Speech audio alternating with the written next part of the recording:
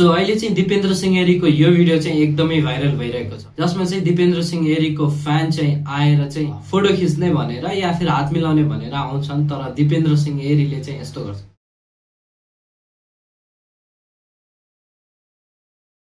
कारको झ्याल बन्द गरिसकेपछि फ्यान भन्छन्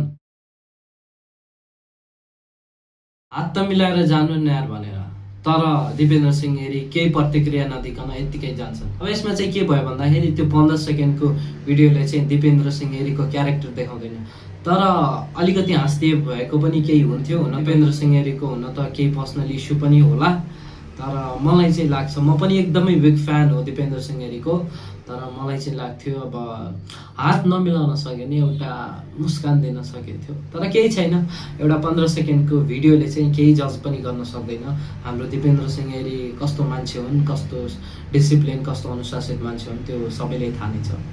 यो भिडियोलाई चाहिँ अब यस्तै हो, अब कहिलेकाहीँ तलमाथि हुन्छ, अब त्यही हो। नेक्स्ट टाइम अब भेट्यो भने चाहिँ दिपेन्द्र सिंह एरीले चाहिँ यस्तो गर्दैन।